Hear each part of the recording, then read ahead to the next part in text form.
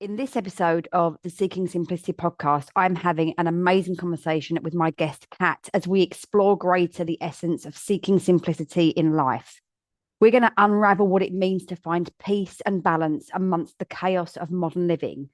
Kat shares with us her journey of living on a boat, downsizing, and embracing a simpler lifestyle that prioritizes intention over accumulation. We're going to discover how there was a pivotal moment under the Milky Way in the Swiss Alps that transformed her path, leading to the birth of her popular blog, The Wandering Bird. We're going to learn about her adventures in Norway and Sweden, her successful transition into a solo traveller, and the importance of stepping outside of our comfort zones to find confidence and joy. From the challenges of living a life less ordinary to the profound impact of helping others embark on their own journeys, this episode is a testament to the power of living intentionally and courageously. So grab yourself a cozy spot and let's embark on this incredible journey of self-discovery and wanderlust.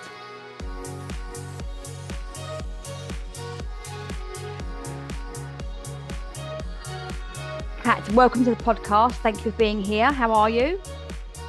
I am very well, thank you. I have, as you know, we pushed this back a couple of times because I have been less well, but right now I'm great. So thank you. I love to hear that. Okay, so at the start of every interview, I always ask my guest what seeking simplicity means to them. So, how do you experience or how do you sort of define seeking simplicity in your life? I love this question. I really, because I don't think it's as simple as a thing. For me, it's a feeling. Mm-hmm. It's feeling. It's going to sound very ridiculous, but in your soul, in your being, of being at peace. I think that's the best way I think of it, is finding peace. And I do that a lot. I've got a lovely spaniel who just adores walks, as most dogs do. So for me, it's in the mountains or in the woods. There's something about the scale of big trees or big vistas that just calms my soul and cools my soul, which is bizarre because having lived on a boat for about 15 years, I would have said it was the sea, but I don't get that same feeling. It's mountains and woods for me, and just being outside in that sort of environment. Mm. And the other thing that I have found gives me peace is having less stuff. I think people don't get how stressful having a lot of stuff is. You've got to find somewhere to store it or look after it or clean it or manage it, or, changing over from a winter wardrobe to a summer wardrobe, which I still have got. I mean, I like Amazon as much as the next girl. But it's about being intentional. It's not about, Mm. you can't buy stuff, you can't buy expensive things. I've got an iPhone and all these things, but I'm intentionally choosing that and not choosing other things. And for Mm. me, that's how I find sort of simplicity. It's balance. I think it's probably a better word maybe for how I look at it. Love that. I love that you went into a feeling. Obviously, before we got on the call, we were talking about somatics. And Mm. I'm a very felt sense kind of person, and I totally relate to that. It's not a certain thing. And even if it is the thing, it's the feeling behind that. We were just talking about wood burners. I'm like, yeah, I got to have one because the thought of having that heat on my face and seeing the flames and then watching my food cook on top of that, I'm like, oh my God, that for me is just heavenly. So I love that. You went to your house. That sounds amazing. There's always room for more around my table for sure. And also having less stuff. It reminds me I just saw an advert for a podcast with, I think it was Davina McCall, and she's interviewing a woman who had a very successful corporate career, like a 22 roomed house or something. And I haven't listened to it yet, but she sold up everything because she said it was just too much stuff. And all those things you just said, you've got to clean it, so you've got to insure it, you've got to worry about people stealing it. So I'm interested. I'm really curious about where that goes. So I will listen to that. Um, so with all that being said, I'm gonna make an assumption that you didn't necessarily you haven't always necessarily lived this sort of seeking simplicity life. Although I'm very curious about the boats, and maybe we'll go there. But what was like, has there been a defining moment for you when you was like, yeah, no, I'm going all in on this concept? Yes and no. So, funny enough, it probably did start with the boat. So, right back in my early 20s, couldn't afford to buy a house, couldn't afford, and renting a house was getting prohibitive as well. And so, was becoming my husband at the time, we bought a very small boat to live on. And it literally was 22 foot. My motorhome now is bigger than the boat that we lived on full time for Wow. about 2 years. Oh my God, it was tough. I'm nearly 6 foot. I could not stand up in the thing, but it was all we could afford. And Yeah. that in itself, when you live in a small space, you adjust and have the stuff to fill the small space. Hmm. And then obviously we got a bit more money, so we upgraded that boat to a slightly bigger boat, and then eventually upgraded that to quite a big boat. But even so, it's still a boat. And so you compare, it was a 3 bed boat compared to a 3 bed house. It wasn't even close to being the same amount of stuff. And we lived like that for about 15 years. And then we had good jobs. I was an air traffic controller. My husband at the time, he worked away and did a lot of stuff in computing. Don't ask me what, it gets complicated and I can't explain it all. But we had good jobs, we made good money, but we are still happy with our life on the boat. And we loved the fact, we felt a little bit smug, I have to say, about the fact that we didn't have to pay mortgages and we didn't have to look after this huge property and this huge garden and everything else, because our garden was the sea and that was magic. I loved that. And that in itself allowed us to spend money on other things. So eventually we bought a motorhome and went traveling and motorbikes and all the fun stuff. And I think that led then to probably, well, there was two big moments that I can think of. The first one was on our very, very first motorhome trip to Europe, and we're camped up in the motorhome at the top of one of the Swiss Alps. And I literally walked outside, pitch black, about 10 o'clock at night, and there was just the Milky Way. Like, Wow. have you ever actually seen the Milky Way? You've A seen long pictures, time ago. maybe. Yeah. Yeah. I never had. And so I was 34, I think, at the time. And I was like, how have I never seen it's amazing when it's that clear in the sky, it's breathtaking.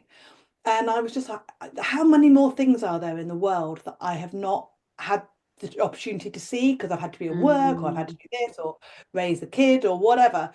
And I said at the time, I want to do more of this. How can we rearrange our life to do more of this? And I think most people have had that kind of, oh, I want to give everything up and go traveling or do whatever. And we did the fun thing of all the way home, because that was literally our last day up in Switzerland. We were driving back to the UK the next day.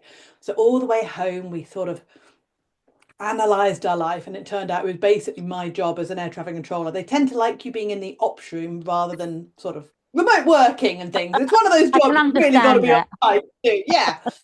So that was because of the work he did, would actually be quite remote. So it was my job that was the problem. But you don't leave a job like that. It's secure. It's basically government backed. Then you're never going to get sacked unless you do something horrendous, touch wood. Hmm. Um, you know, you don't leave a job like that. It's insane. Except for the fact that I was sort of thinking about it, and then I was thinking, no, silly. I've worked my butt off. I've done it for 13 years. I've got up to a certain level on it all. And then we were sitting, the next defining moment was about a month or two later. We were sitting in the ops room break room, if you like, at work. And we started having this whole, oh, I want Christmas off. Well, you worked Christmas last year. Well, I haven't worked it for this, and I've got kids, and you haven't got young kids. And we were just having the same fight or the same discussion as you did every single year. And I had just read a quote by, I think it's Robin Sharma, Hmm. and this quote changed my life. Don't live the same year 75 times and call it a Mm. life. I love that. And I'll be honest, I kind of read it and just, I mean, I thought, oh yeah, no, that's nice, and carried on with my day. And sitting in that ops room, break room, it just flashed through my head like, I've done this for the past 13 years, and it has been the same conversations, the same fight to get the same days off, the same disappointment when you can't get it off, the same fight for the school holidays, the same.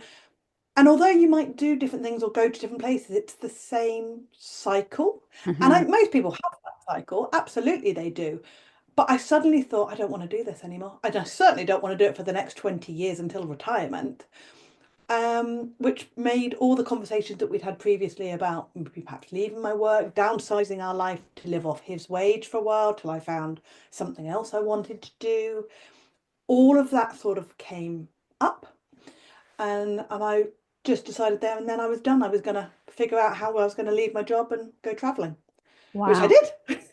Wow. Yeah. I mean, there's so much in there. I recognize that that quote, and you're right. I think lots of people do have that because, like we said at the beginning, either they don't feel like they have a choice, or because it hasn't even been an option. I was thinking about this before we got on the call, and I was thinking about, like, when we're younger, when we're at school, we're taught to learn, we're not taught to think.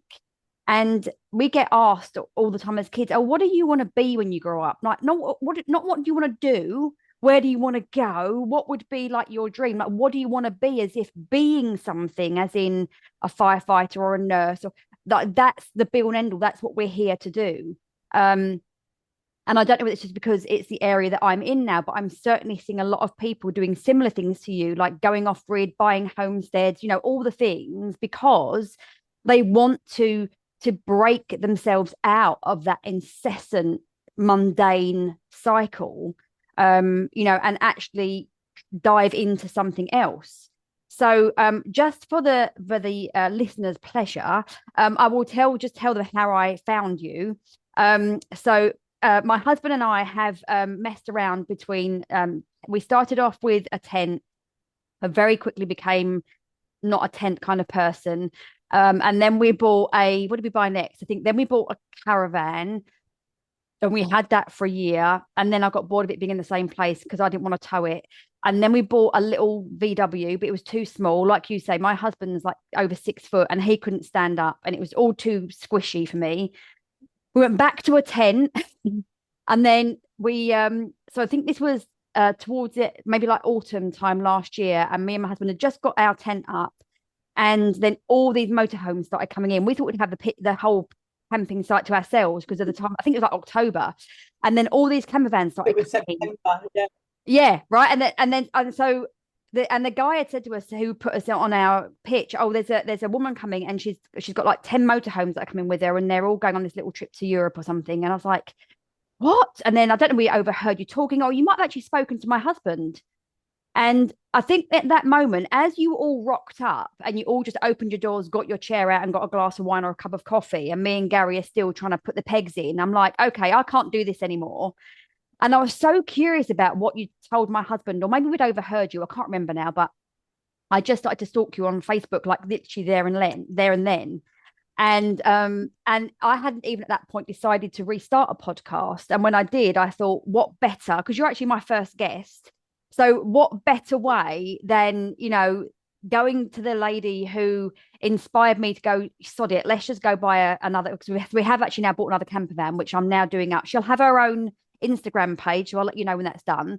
And it just, when I reached out to you and you started telling me a bit more about what you do and how your decision has evolved to where you are now, I just found it so inspiring. So could you share some of that inspiration? Because I think one of the things that holds people back is they want to have some certainty in their decision.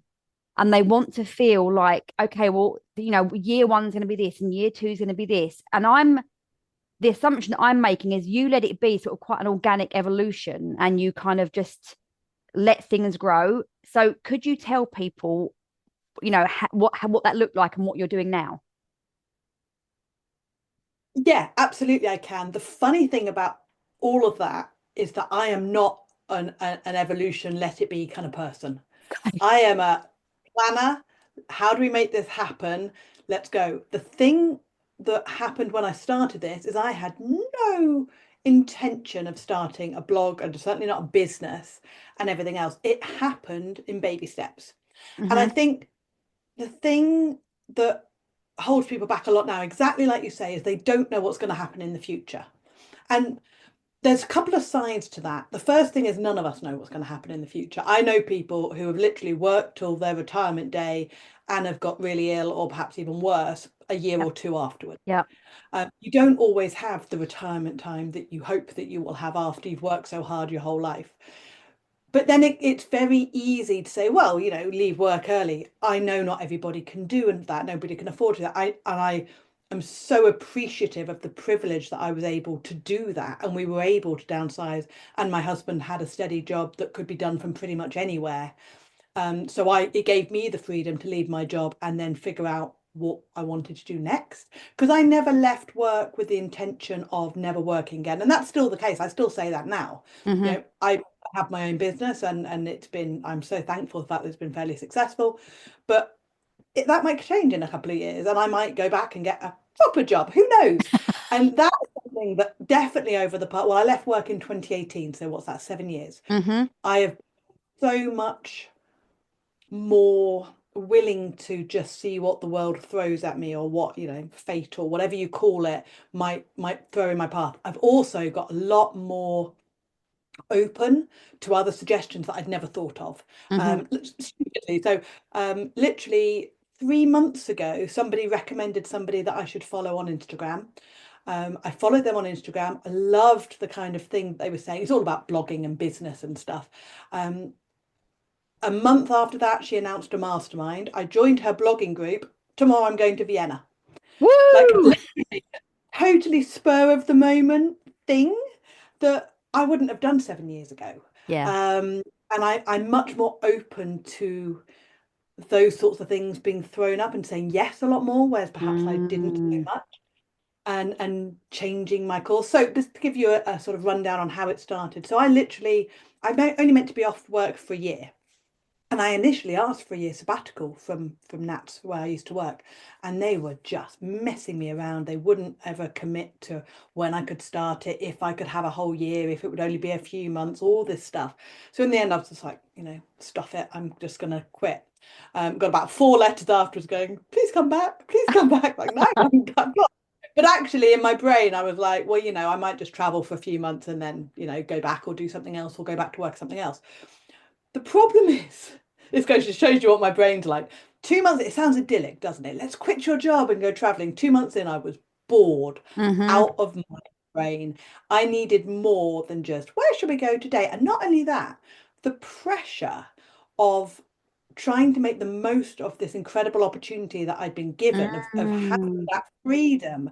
I found it so stressful. And I know it sounds awful. Oh, woe is me having to decide where to go. But I actually found it like, oh, I can't have a day off. I can't lie in bed and read a book, because what a waste of the gift that I've been given. But you can't live like that every single day, and moving every day and trying to always make the most of every single day, but trying to cram as much as into it as you can. And I found that really quite so eventually I started this little website, like, today we went here, and we went here for coffee, and we did this, and that was Wandering Bird.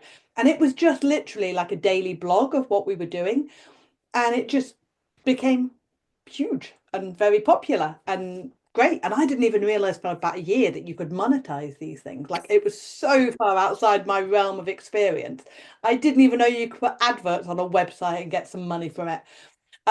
So yeah, that was how it started, and then it's just grown from there. So now I've written several books. I've been a main speaker at the NEC show, God knows how many times now, loads, and plenty of other shows as well. And I love it. And my That's favorite thing, amazing. yeah, I love the travel and I love the opportunities I've had. But my favorite thing about it is getting emails from people, which I'm lucky enough to get on a weekly basis, going, I've just bought a camper van because of you. I've just gone here. And especially as a solo, because now my marriage has ended and I travel a lot on my own.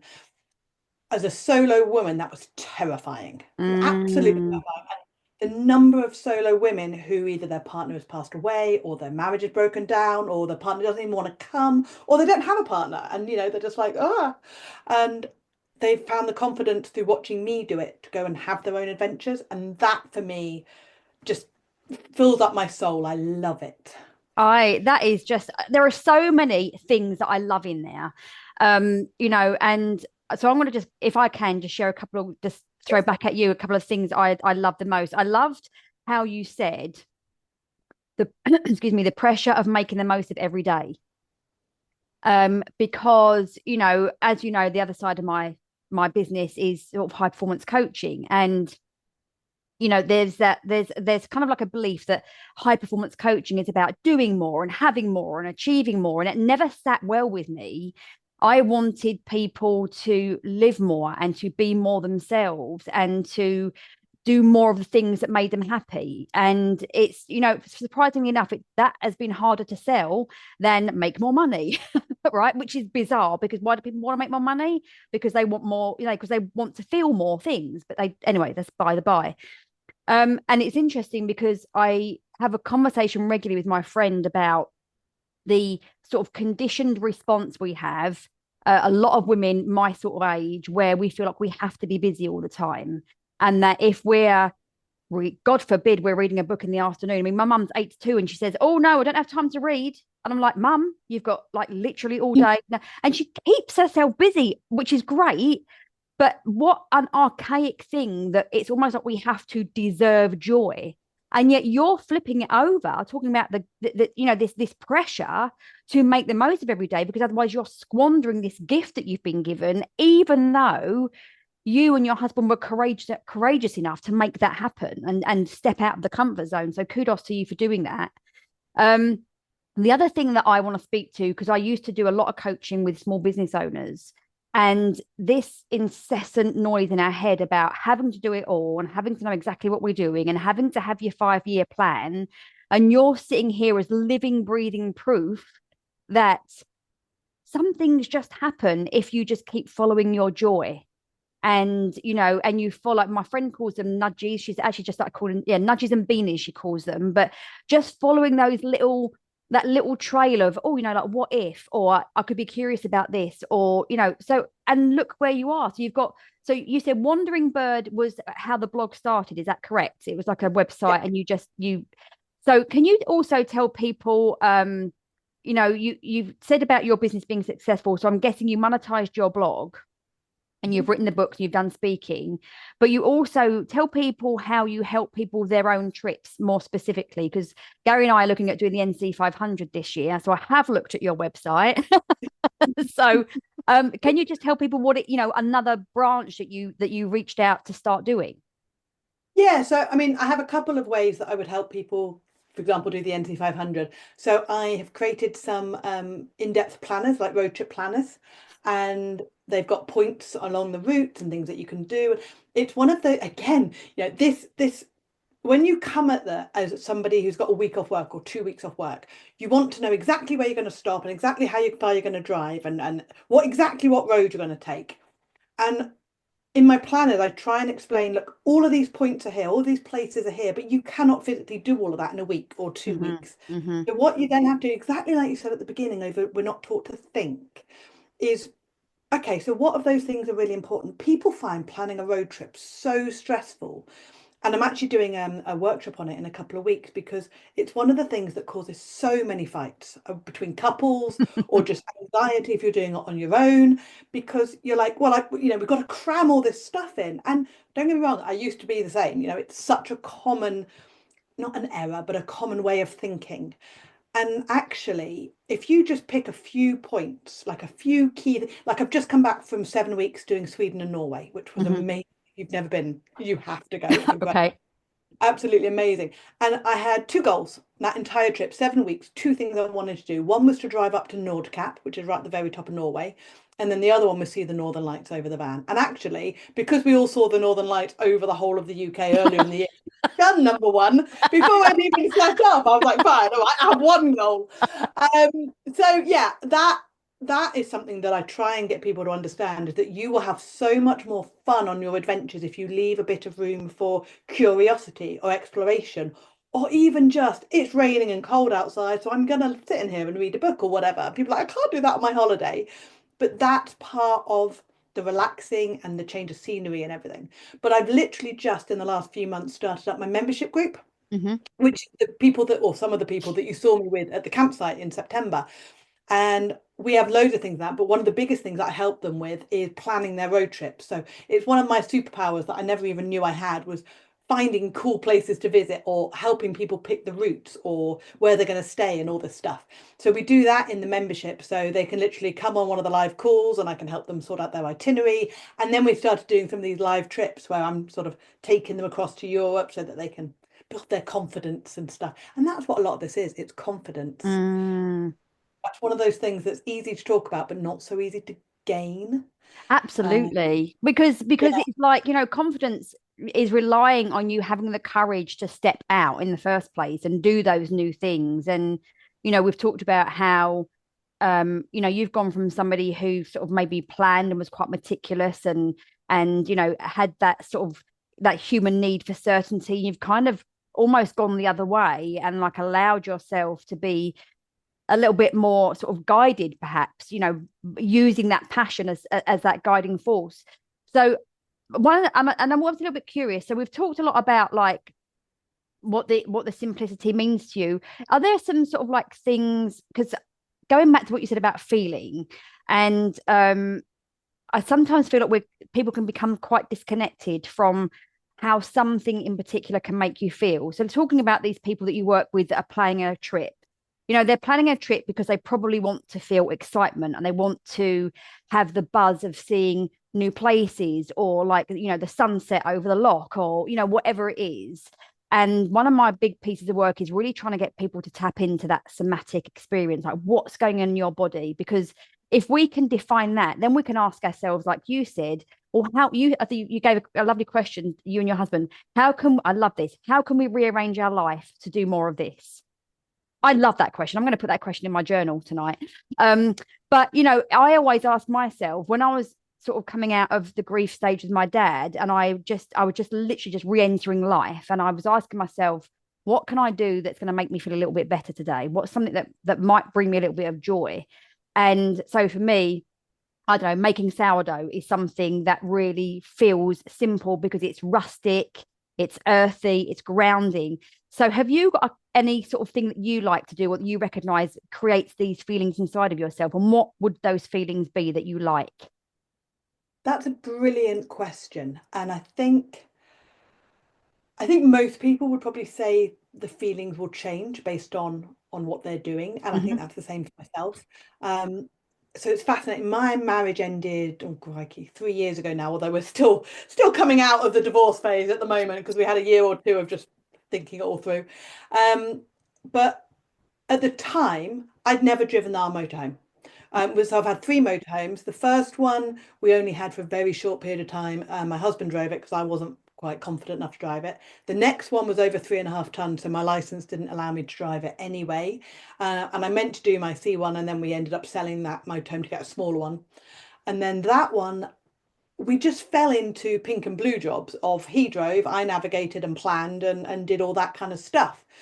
And I ended up when we separated, and as all marriages ended, an enormous fight, and I ended up on a campsite. He'd driven the van to this campsite and then disappeared, and I was stuck on this site, too scared to drive the motorhome anywhere Oh, else for 3.5 weeks. Seriously. wow. I was petrified of crashing this van, of just everything. And it was even worse in some ways because I had suddenly built up this business about traveling in a motorhome. So people, I mean, don't get me wrong, I'm not like Davina McCall on the campsite, but yeah, a few people knew who I was, and I didn't want to take out the side of the freaking building or something with the motorhome. Did you know what I did? And the only way that I could think in my brain to rationalize it was to, if you've been on a campsite, have you seen the two little posts that they put on either side of your pitch? So Yeah. I had to remove one of those because I couldn't figure out how to get the van round it. So I took it out, pulled the van out, put it back in again at 5 o'clock in the morning when everybody else was asleep and the roads were really quiet. And I just practiced and I went out, and that gave me, I mean, don't get me wrong, I was terrified for about half an hour. And then I was like, oh, actually, it's just like a big car. Um, and the feeling of confidence that I got from that is Mm. something that I have chased ever since. So from there, it went to driving up to Scotland all by myself. Admittedly, I was supposed to go with a friend, and her van got damaged, so she couldn't go. So it was one of those. Well, I either don't go, and this was the feeling that I had at the end of the marriage. I either stop traveling, or I just balls up and go on my own. Mm.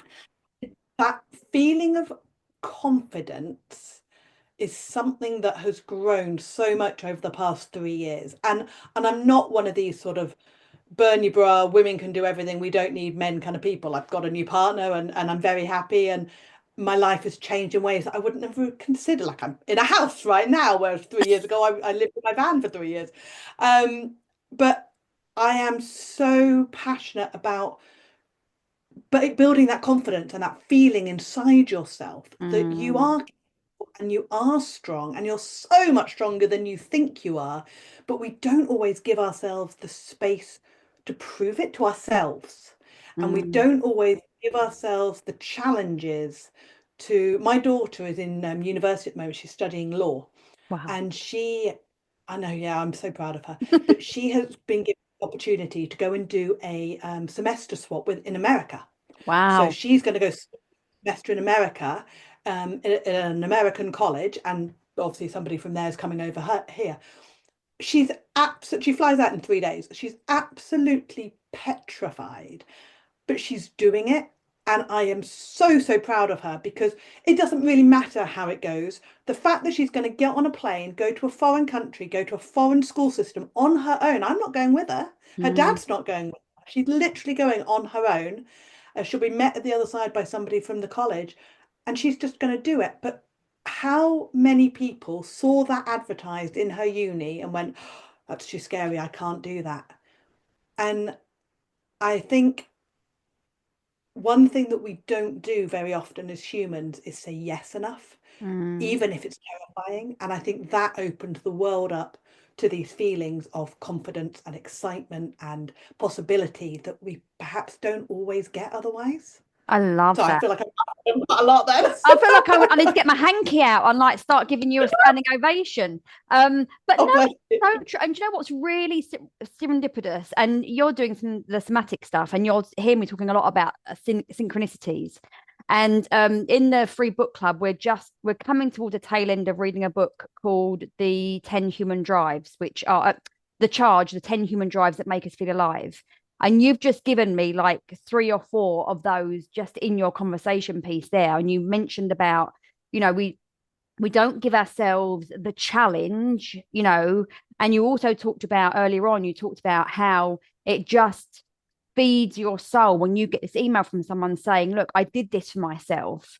And that, that's your contribution to the world. You have had an impact on somebody else's life. And you've clearly been an influence on your daughter because she's going to go and do this the same thing. And it's in the bravery of the act more than the outcome, isn't it, that we generate that level of confidence. And I relate to that when I went out and did my coaching. Like I'm really not a good flyer. And back then, this was 2018, I've gotten off planes before now, and they're just before they took off, because I was like, no, I can't do it.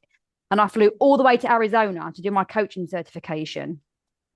And I remember landing and like bursting into tears because I was so proud of myself that I'd done something that I really, really, really was petrified of doing, because I wanted what was on the other side.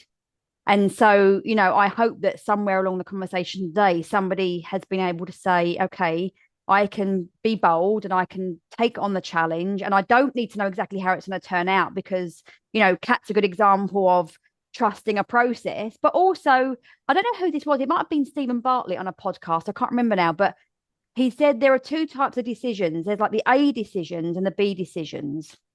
And the B decisions, I'm paraphrasing, are like the door closes. There's no coming back from it. He said, but so few decisions are B decisions. Most of them, it's just, okay, I could go back if I wanted to, or I could take a step sideways and just go on a linear pathway. And I feel like that's perhaps one of the things that constrains us the most, is thinking within the parameters that we've always had and we've always been shown and what society says. It stops us actually really questioning what is it in our life that we want more of.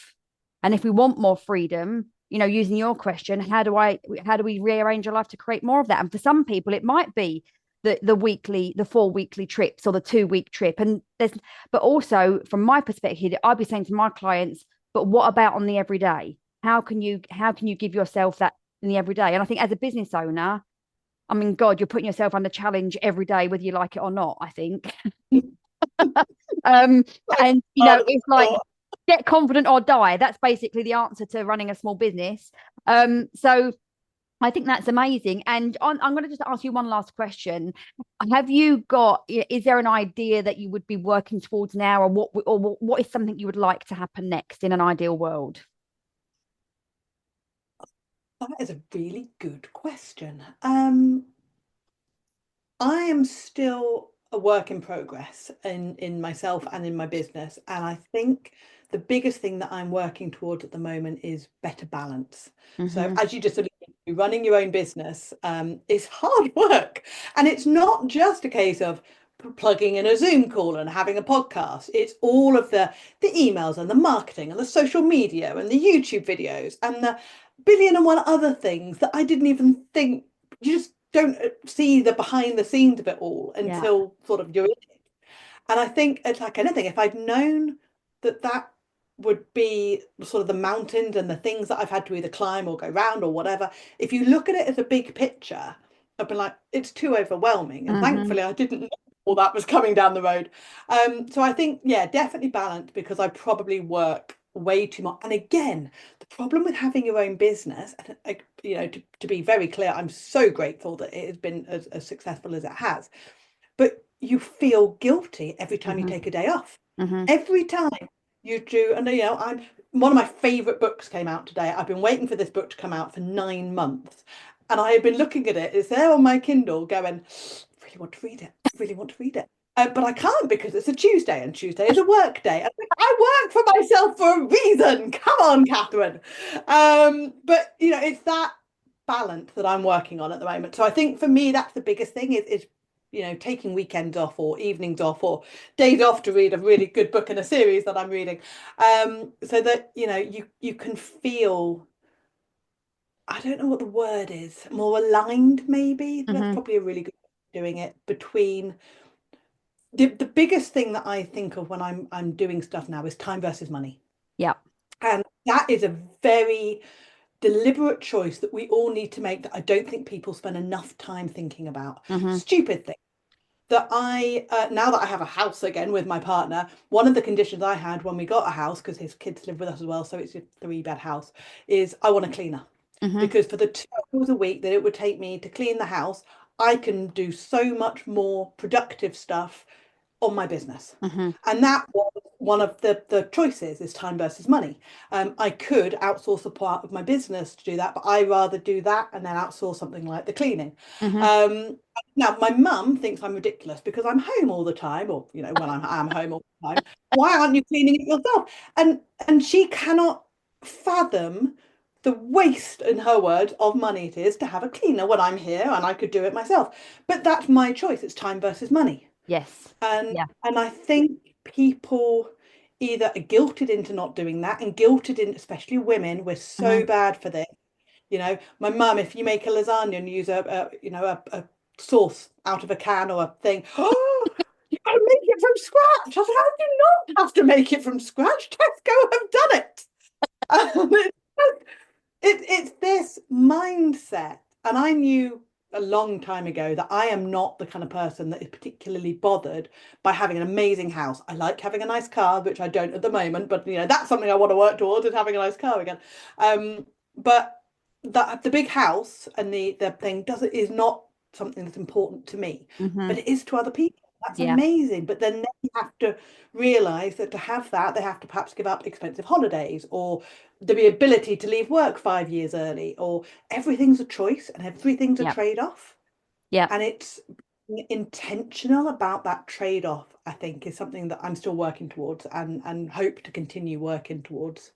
Yeah, I think it's, you know, and also in that whole conversation, you know, you've made it very clear sort of like what you value, you know, and I think that's important. We you know, I do think that we've gotten misaligned with actually what's really true for us and to us because of social media and what we think we should look like and what we think we should be doing, and all the pressure, you know, of, you know, needing to be this kind of like amazing mum, doing the school runs, baking the cakes I was never a cake baker for my kids. They got them bought from the shop, you know, like making outfits for them for World Book Day. You know, I didn't bother, all the things.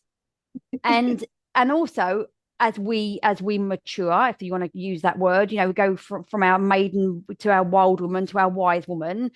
I think we can ground into that a bit more. So I love cooking. I am on your mum's side. I'm making my lasagna thing from scratch. And I'm very into how much organic food can I buy, but it means that I might buy less and I bulk it out. So it is that whole thing, and being able to just be like, this is me. This is what's important to me. And this might change, it might not. And, that whole time money thing, I totally get it. We moved from quite a bigger house to like a tiny house when we moved to be near my mum. And you think I'd do more housework. I absolutely don't. I leave it for as long as humanly possible before I do any housework. I just throw it places. So I think I really believe that you have gifted the listeners some really good food for thought. You've certainly wet my whistle for my our first road trip whenever we get around to doing that. And I feel like just, in terms of that sort of that balance that you're seeking, something that came up for me ahead of, because obviously we booked this way before Christmas and we just kept putting it off for various reasons. And I was having a conversation with a friend this week, thinking about social media. And I was like, you know what? It made me realize, as I thought about this podcast, and that the podcast is called Seeking Simplicity, that I haven't been putting that into my social media. I've gotten myself, so from a somatic point of view, I've fallen back in an old shape of, let me get some stuff out on social media. Let me talk about this specific thing. But I haven't brought the concept of seeking simplicity to that. So I'm all for taking an afternoon off to read a book with several cups of coffee. That's totally my jam. But it's taken me a really long time to find the permission, if you like, to do that. And also the confidence to know that it's not going to have a negative impact. It's actually going to have a positive impact by me following my own concept that I'm teaching. So here's your permission slip to definitely go get that Kindle out and grab yourself a brew and treat yourself to a couple of hours of reading. And I'll make sure that I put all of your links in the show notes so people know where to come find you. And if you're, just go check out the stuff, because I find your posts fascinating. And even just reading them can kind of like wet your whistle for what is actually out there for us if we want to kind of like start that little adventure and go see different parts Big wide world out there. It really is. So thank you so much, Kat, for being here. Have an amazing trip in Vienna and good luck to your daughter. And I hope to see you again soon. Thank you, Louise. Right, let me turn that off. And remember, if you would like to join in more conversations like this on a daily basis, please do head over to join my free Facebook group, Seeking Simplicity. As part of that Facebook group, I have a free book club and we meet every Wednesday night in Zoom, 7 p.m. UK time. And we just take time to connect and to converse. Sometimes we talk about the book. Sometimes we're just chewing the cud, getting some coaching, talking about things that have come up for us through the week, because it's community first, book club second. So come join us today.